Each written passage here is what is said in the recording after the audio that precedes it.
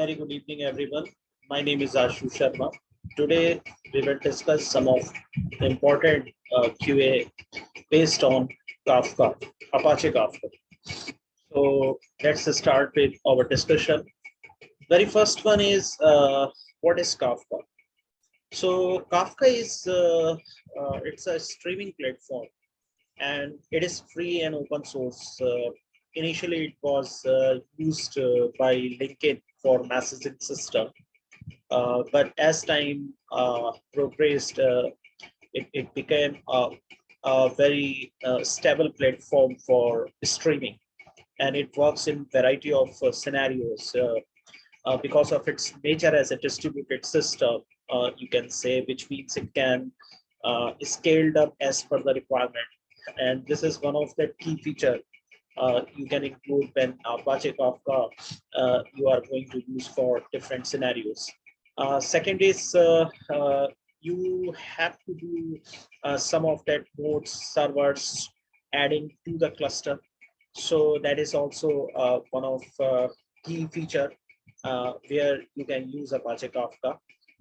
It can process a large amount of data as usual, that because of it works as a streaming platform. So definitely in that case, it has to process a large amount of data in short span of time.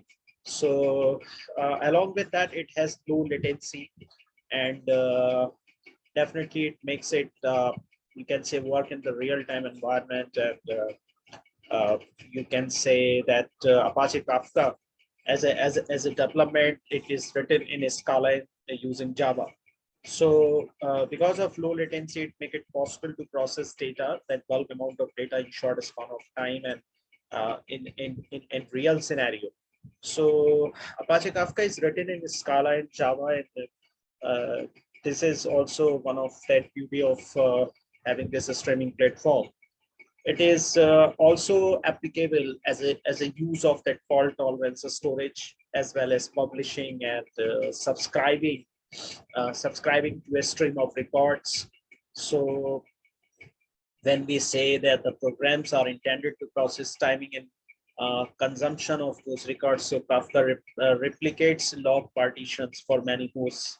As a developer, as a tester, generally use this as a contribution whenever that updation is required in real-time system.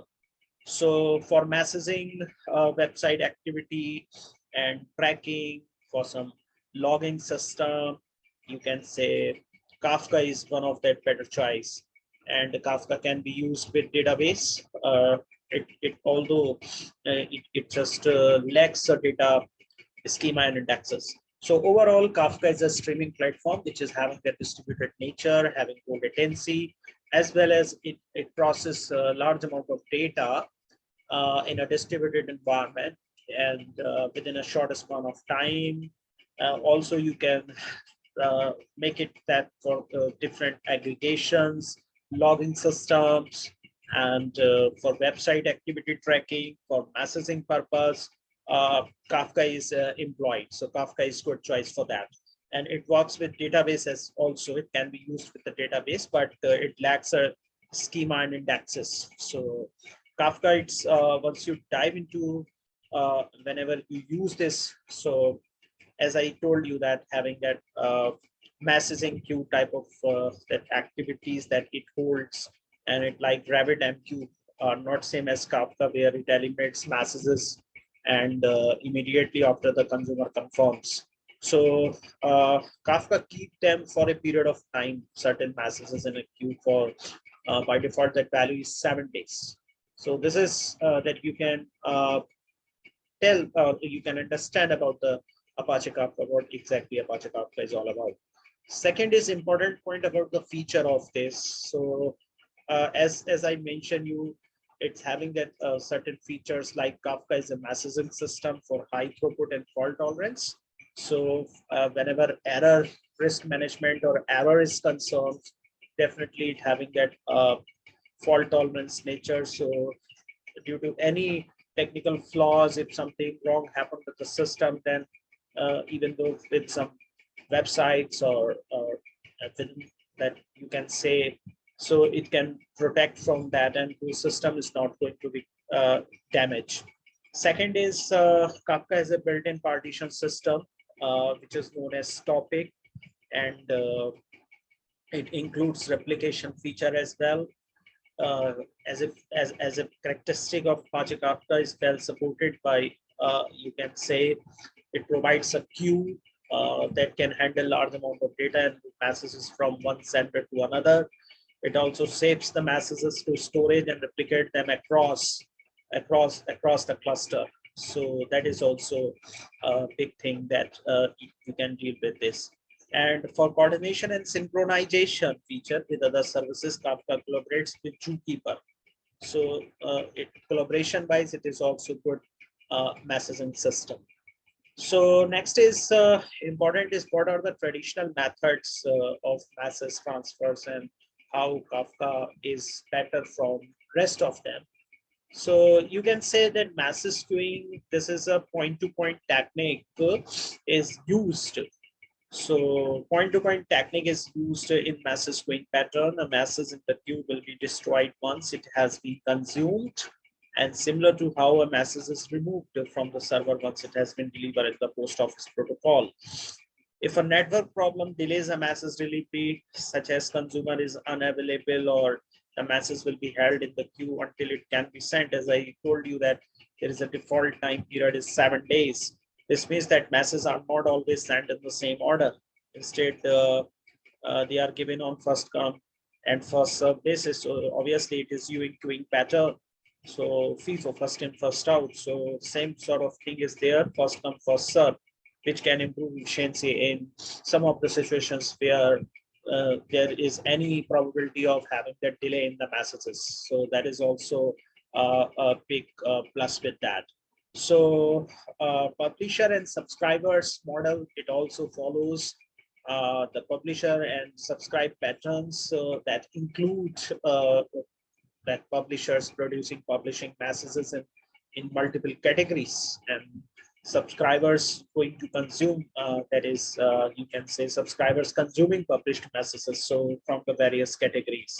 So Kafka caters to a single consumer abstraction behavior that encompasses both of mention that provide that about consumer group. So Kafka, when we talk about the benefits of having this queuing system from producers to consumers, and there are several benefits of having that messages system, like scalability. A cluster of devices used to partition and streamline the data, scaling up the storage capacity. Other one is durability and fault tolerance. As I mentioned earlier, the data is kept persistent and tolerant to any hardware failure by copying the data in the cluster. So you will have that copy available, and faster. Thousands of clients can be served by a single Kafka broker, as it can manage megabytes of reads and writes per second. So bulk amount of data, not even the processing, but the storage is also coming to the picture. So these are the things that when Kafka is applying that kind of model, which is publisher and subscriber model. So it basically is going to be benefited. It's even though any developer while using in the streamline applications, that is one thing. Some of the components of Kafka, major components of Kafka, like structure, we have a producers, n number of producers, and n number of consumers. In between, there is a mediator, that broker, having that some topic partition, topic A, topic like that, and n number of brokers in a Kafka cluster. So topic is nothing but it's a category or feed in which records are saved and published. Very first thing. And it is used to organize all of Kafka's records. Consumer apps reads data from the topics, and whereas the producer applications write data to them. So consumer read data from the topics. Topics is nothing but it's a feed system in which that record is going to be stored and published. Then the consumers having that responsibility of reading operations from the topics, whereas producer applications writes into them. So records published to the cluster remain in the cluster for the duration of configurable retention period. It retained to be there. And Kafka keeps records in the log as well. So it's up to the consumers to keep track of where they are in the log. using that offset mechanism, as messages are read, and the consumer typically advance the offset in a linear fashion. So consumer having that responsibility of reading nature, as well as consumer having a responsibility, it can be tracked using offset mechanism. So Kafka, because it stores that records in the log. So the consumer on the other end is in charge of the position, and she can consume messages in any order and perform that read operation on that. On the same part, when we talk about the producer, who is a very important component of Kafka, producer is a data source for one or more Kafka topics that optimizes, writes, and publishes messages. So partitioning allows Kafka producers to serialize and compress and load balance among different brokers. Broker is something which is very important. It is a server. You can say Kafka broker is a server that works as a part of Kafka cluster, which is made up of number of brokers. Multiple brokers typically work together to build a Kafka cluster, and which provides load balancing and reliable redundancy and failover. The cluster is managed and coordinated by brokers using Apache Zookeeper, where Zookeeper is also used as Kafka broker for leader elections, in which broker is chosen to lead the handling of client requests for a certain partition of a topic. So topic is something which is a cluster, which is going to store all this hierarchy of brokers and the records to organize different records, you can say.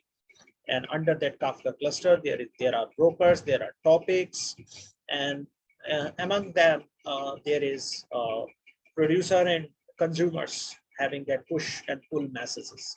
So that is that Kafka structure and its main component. So one of that important that functioning of how exactly this messages system is going to work. There are four core APIs architecture that Kafka uses. One is producer API. In Kafka allows an application to publish a stream of records to one or more Kafka topics. So producer API in Kafka, it allows to publish a stream of records to one or more Kafka topics. It is for the publishing of records. Consumer API, an application can subscribe to one or more Kafka topics using Consumer API. It also enables the application to process a stream of records generated in relation to topics. So a stream of records is going to be published by using Consumer API. Consumer is also working in a manner, as I mentioned you, it is going to be you can say keep track of that log offsets and read that data. So Consumer API also work in that domain. Stream API, it allows an application to use a stream processing architecture to process the data. Kafka, an application can use this API to take input streams from one or more topics and process using some stream operation and generate output stream to transmit to one or more topics. So take an input stream and generate output streams, and in between that it just performs some stream operations. Then the connect API is there. There are four main APIs: and producer, consumer, streams, and connect API. So connect API connect Kafka topics to applications. This opens up possibilities for constructing and managing the operations of producers and consumers. So this is the way it works. A connector, for example, may capture all the database updates and ensure that they are made available in Kafka topic whenever it's required. So thank you so much being here in this session. Have a nice day. Take care.